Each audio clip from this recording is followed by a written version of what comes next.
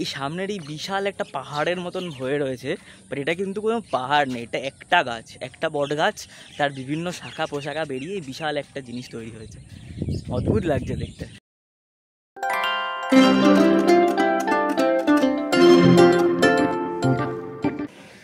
এখন বাজে দুপুর 3:10। আজকে আমরা যাচ্ছি বোটানিক্যাল গার্ডেনে হাওড়াতে। তো আমার যে কটা কলকাতায় পার্ক বা এরকম গার্ডেন রয়েছে তার মধ্যে সব থেকে প্রিয় হচ্ছে বোটানিক্যাল গার্ডেন। তো রিজনটা কি সেটা আমি ওখানে গিয়ে আপনাদেরকে দেখাবো এবং সেখানকার এক্সপিরিয়েন্সটাই আপনাদের সাথে শেয়ার করব। আমরা এর আগে ওখানে গেছিলাম, আমাদের এখান থেকে লাগবে যেতে প্রায় 1 ঘন্টা মতন, 1 ঘন্টার কাছাকাছি ট্রাফিক যদি আমরা কনসিডার করি। এর আগে গেছিলাম, একদিন ট্রাই করেছিলাম, বাট আনফর্চুনেটলি সেখানকার টাইমটা ক্লোজ হয়ে গেছিলো, মানে সেই সময় গেট ক্লোজ হয়ে গেছিলো, তো আমরা ঢুকতে পারিনি। তো আজকে আবার ট্রাই করবো, সেই সব কিছু নিয়েই থাকবে ভিডিওটা, আশা করছি ভালো লাগবে।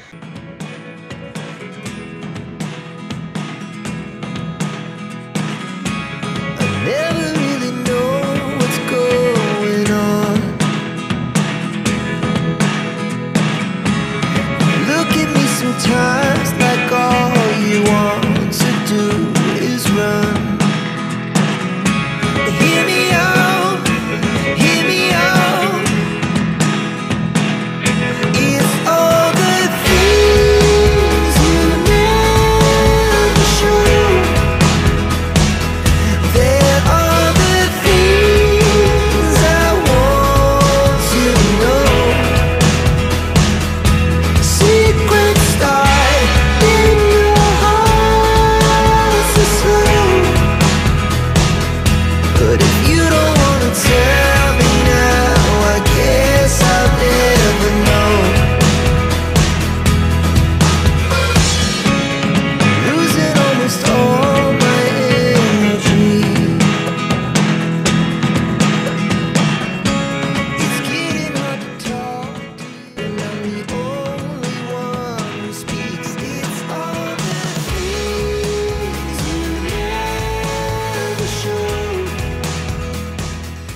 চলে এসেছি এখন বোটানিক্যাল গার্ডেনের ভেতরে। আচ্ছা, সবার আগে এখানকার টাইমিংটা বলে দিই। এখানে হচ্ছে সকাল 8টা থেকে বিকেল 5টা পর্যন্ত খোলা থাকে, তবে টিকিট কাউন্টার এখানে বন্ধ হয়ে যায় 4:30টার সময়। মানে আপনি 4:30টার পর আসলে টিকিট কাটতে পারবেন না, ঢুকতে পারবেন। এটা অদ্ভুত টাইমিং এখানকার, যেটা আমরা আগে একবার এসে ফেসে গেছিলাম, যে আমরা জানি 5টায় বন্ধ হয়ে যায়, তো আমরা সেই হিসাবে এসেছি, কিন্তু টিকিট কাউন্টার 4:30টায় বন্ধ হয়ে যায়। তো আপনাকে আসতে হলে এখানে 4:30টার মধ্যেই আসতে হবে, আর পার্ক খোলা থাকে 5টা পর্যন্ত। কলকাতা শহরে যতগুলি এরকম পার্ক রয়েছে তার মধ্যে সব থেকে ফেভারিট আমার এই বোটানিক্যাল গার্ডেন। তার একটা কারণ হয়তো যে এখানকার যে নিরিবিলি ব্যাপারটা থাকে, আর এখানকার যে মানে প্রাকৃতিক সৌন্দর্য, এটা অন্যান্য পার্কে এতটাও দেখা যায় না। অন্যান্য পার্কগুলো একটু অতিরিক্ত সাজানো গুছানো, সেগুলোও ভালো, যেমন ভিক্টোরিয়া আছে আমাদের, তারপর ওদিকে রবীন্দ্র সরোবর, সেগুলো ভালো। তবে এখানকার একটু ন্যাচারাল ব্যাপার রয়েছে, একটা অন্যরকম একটা মানে শান্তি আছে এখানকার জায়গাটার মধ্যে, তো সেটা অন্য কোথাও পাওয়া যায় না। আর অন্যান্য এখন যা হয়, আমাদের কলকাতা শহরে যা ভিড় সমস্ত জায়গাতেই, যেখানেই যাও লোকজন কিচির মিচির গ্যাঞ্জাম, অত ভালো লাগে না। তো সেই তুলনায় এখানকার যথেষ্ট ফাঁকা, এখানে লোকজন অতটাও আসে না, একটা নিরিবিলি একটা ব্যাপার থাকে, পরিবেশ থাকে, সেটার জন্যই আমার খুব ভালো লাগে এই বোটানিক্যাল গার্ডেন।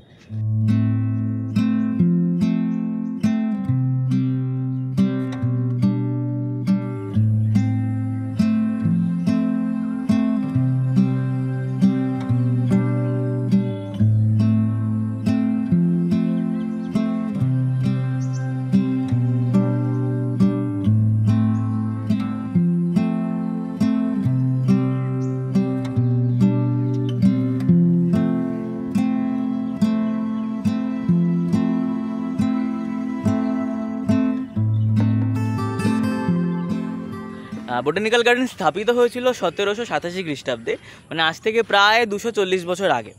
আর এটি স্থাপনা করেছিলেন ইস্ট ইন্ডিয়ান কোম্পানির ইংরেজরা, বিশেষ করে একজন আর্মি অফিসার ছিলেন কর্নেল রাইড নামে। তো তিনি স্থাপনা করেছিলেন বোটানিক্যাল গার্ডেনের। তার মেন কারণ ছিল দুটো। এক হচ্ছে টিক, বার্মা, এই ধরনের কিছু কাঠ যেগুলো বিদেশের বাজারে তখন খুব ডিমান্ড ছিল, সেই গাছগুলো এখানে চাষ করে সেগুলো রপ্তানি করা, সেই গাছের কাঠ, এবং বিভিন্ন গাছ এবং তাদের প্রজাতি নিয়ে গবেষণা করা। তো এই দুটি মেন কারণ ছিল বোটানিক্যাল গার্ডেন স্থাপনা করার। তারপর থেকে এখন সেই হিসাবেই চলে আসছে। এখন বর্তমানে পশ্চিমবঙ্গ সরকার এটি দেখাশোনা করেন এবং তাদের আন্ডারেই এই বোটানিক্যাল গার্ডেন এখন চলছে।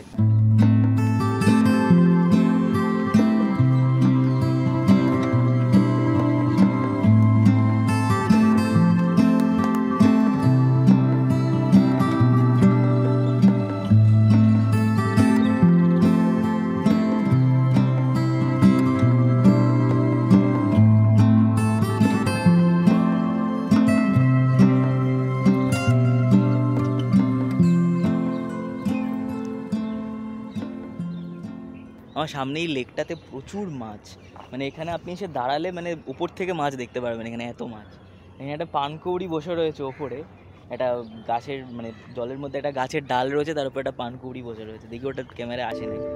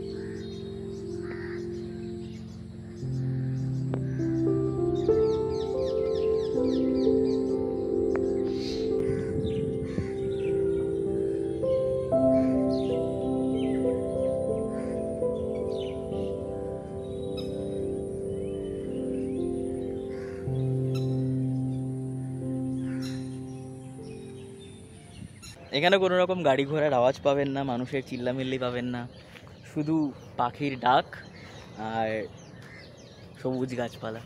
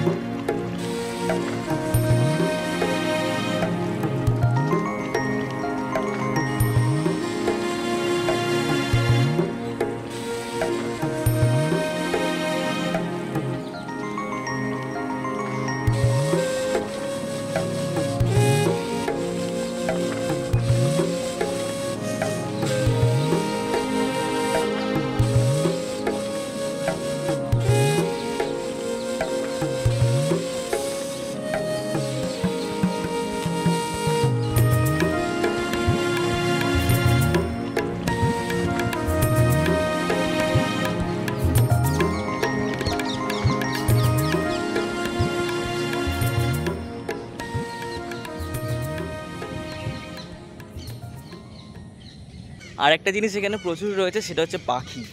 আপনি যদি বার্ড ওয়াচার হন বা নেচার ফটোগ্রাফি বা বার্ড ফটোগ্রাফি আপনি করে থাকেন, তাহলে এখানে অবশ্যই একবার আসতে পারেন। এখানে প্রচুর পাখি রয়েছে আর বিভিন্ন প্রজাতির পাখি রয়েছে অনেক। আমার সামনে যে লেকটি রয়েছে এটির নাম হচ্ছে লেরাম লেক। এটি 1.4 হেক্টর এরিয়া নিয়ে রয়েছে, আর দুটো আইল্যান্ড রয়েছে এই লেকের ওপরেই, যার মধ্যে বিভিন্ন প্রজাতির গাছপালা এবং ওয়াটার লিলিস রয়েছে।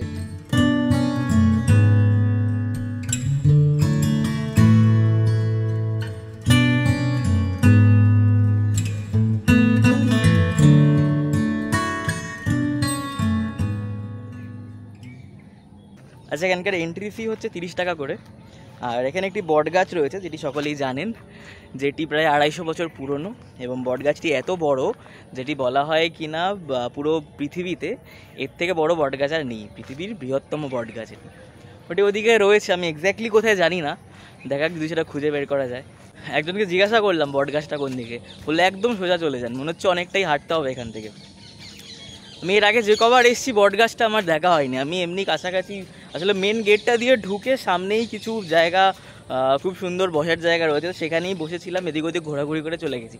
বট গাছটার অনেক নাম শুনেছি, বাট দেখা হয়নি কখনো। তো দেখা যায় আজকে যদি যাওয়া যায়, বেশ কিছুটা হাঁটতে হবে মনে হচ্ছে এই রাস্তা ধরে।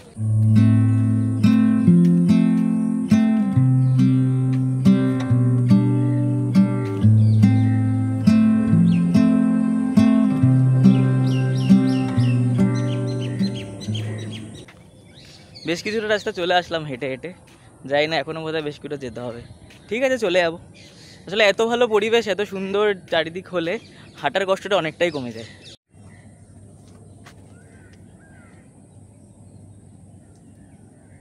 এখানে বোর্ড রয়েছে যেখানে ডাইরেকশন দেওয়া রয়েছে যে বট গাছটি খুব সম্ভবত এই রাস্তায় পড়বে। তো দেখা যাক, আরও কিছুটা যাই। 5টা বাজতে আর 25 মিনিট বাকি, 5টার সময় বন্ধ করে দেয়। এবার এত বড় এরিয়া, একজন থেকে গেলে, আমি যদি থেকে যাই ওরা খুঁজেও পাবে না বোধহয়, বন্ধ করে দেবে, আমাকে সারা রাত হয়তো ভেতরে থাকতে হতে পারে। তো তাড়াতাড়ি বেরিয়ে যেতে হবে এখান থেকে।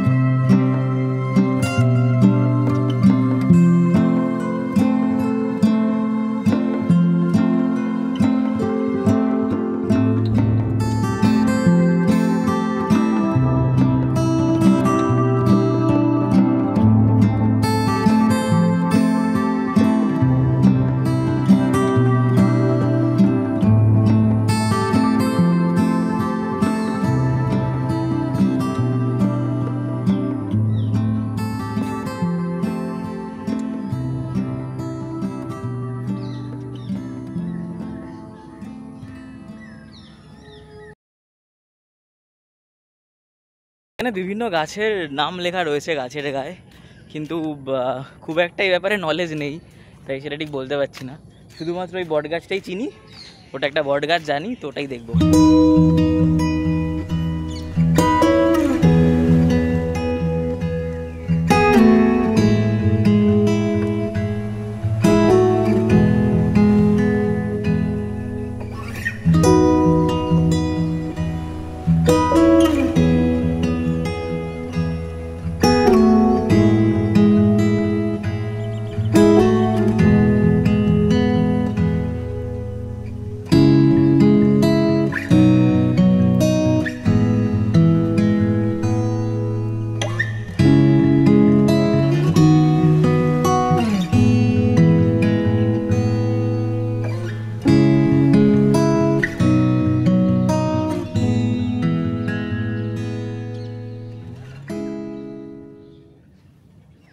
যা মনে হচ্ছে এখান থেকে প্রায় 1 কিলোমিটার, যা শুনছি লোকের মুখে। আর এখন বাজে প্রায় 4:45 মতন, তো যেতে তো 15-20 মিনিট লেগেই যাবে হেঁটে হেঁটে যেতে যেতে।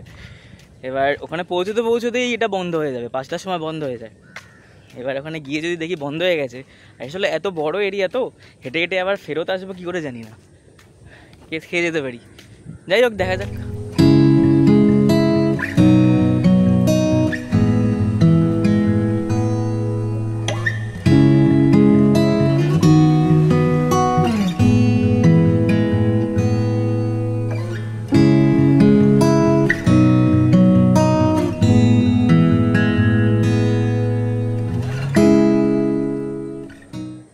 এই ওয়াকটা দেখুন কত সুন্দর।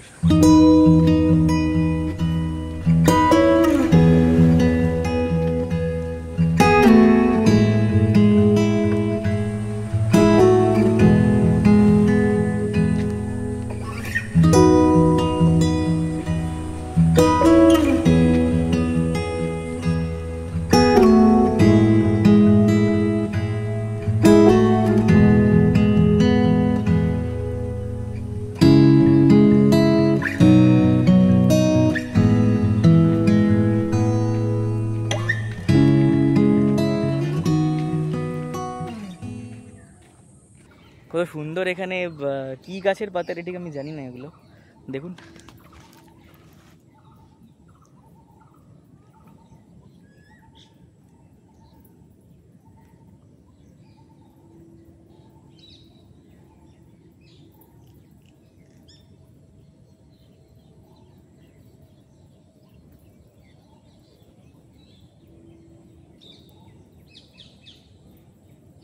ফাইনালি মনে হচ্ছে চলে এসেছি। এবার গাছটাই এত বড়, এত বিশাল এরিয়া জুড়ে একটা গাছ, যেই ওখানে ঢোকার মুখে একটা গেট দেখতে পাচ্ছি আমি।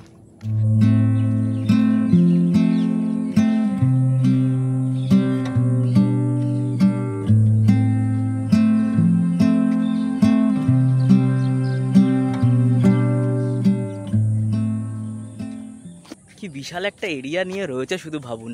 মানে দেখে মনে হচ্ছে একটা পাহাড়, তবে এটা কোনো পাহাড় নয়, এটা বট গাছ, এবং এটা একটি বট গাছ, সেটি এত বড় জায়গা জুড়ে আর বিশাল একটা এরকম আয়তন নিয়ে রয়েছে।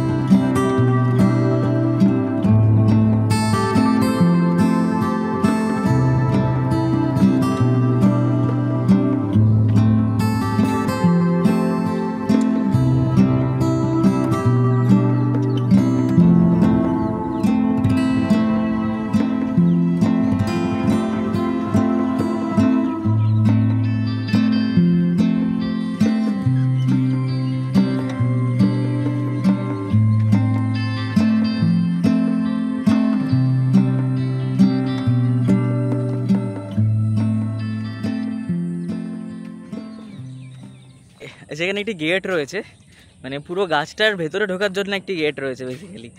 তো সেই গেটটি বন্ধ থাকে, সেখানে ভেতরে ঢোকা রেস্ট্রিক্টেড। বাইরে থেকে যেটুকু ভিডিও করতে পারলাম সেটুকুই আপনার সাথে শেয়ার করে দিচ্ছি। প্রচুর শাখা প্রশাখা ছড়িয়ে রয়েছে, বোঝাই যাচ্ছে যে একটি বট গাছ, এটা তার বিভিন্ন সময় বিভিন্ন গাছের শাখা প্রশাখা নেবে একটা বিশাল জায়গা নিয়ে এখন গাছটা রয়েছে।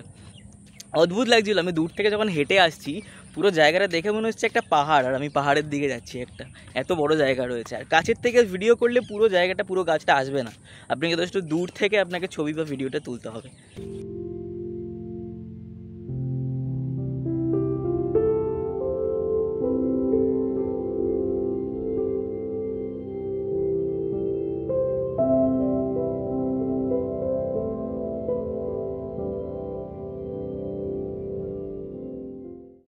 তো ফাইনালি সেই বিখ্যাত বটগাছটি দেখার ইচ্ছা আমার পূরণ হলো।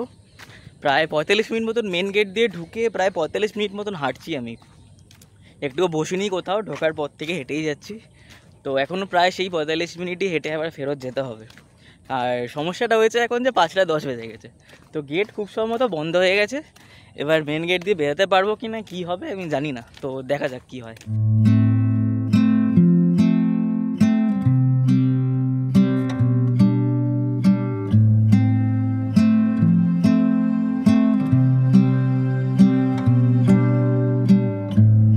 তো এখানে আসলে একটু হাতে সময় আর পায়ে জোর নিয়ে আসতে হবে, কেননা বিশাল এরিয়া, অনেকটা ঘুরে দেখতে সময়ও লাগবে আর হাঁটতেও হবে বেশ কিছুটা।